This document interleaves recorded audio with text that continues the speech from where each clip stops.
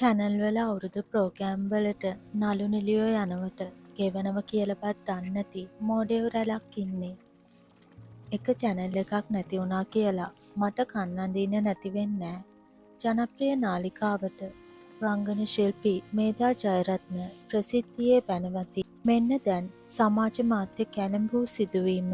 පසුගිය වසරේ පැවැත් වූ අවුරුදු වැඩසටහන සඳහා ස්වර්ණවාහිනී මාධ්‍ය ආයතනය විසින් ගෙවිය යුතු මුදල් පැහැර හැරිය බවට මේධා ජයරත්න චෝදනා කරනවා.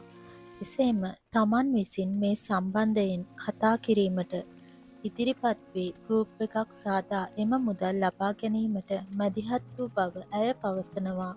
කෙසේ නමුත් මෙම වසරේ ස්වර්ණවාහිනී අවුරුදු වැඩසටහනට මේධා ජයරත්නට ආරාධනා නොලැබී ගොස් තිබෙනවා.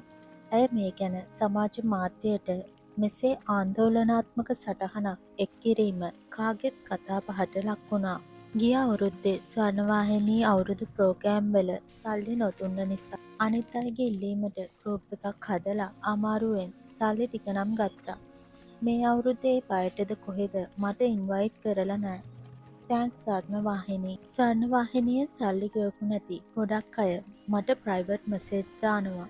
එච්චරක් හම්බ වුණේ නෑ මෙච්චරක් හම්බ වුණේ නෑ කියලා.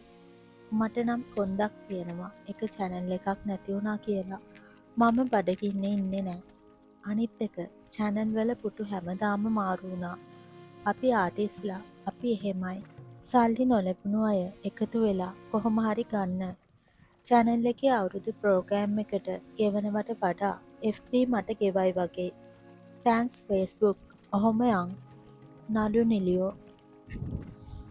ටීවී චැනල් වල ප්‍රෝග්‍රෑම් වලට යනවට ගෙවනව කියලවත් දන්නේ නැති මෝඩයෝ ටිකක් හිටියම හොඳටම ඇති යනුවෙන් ඇය ආන්දෝලනාත්මකව පවසා සිටිනවා.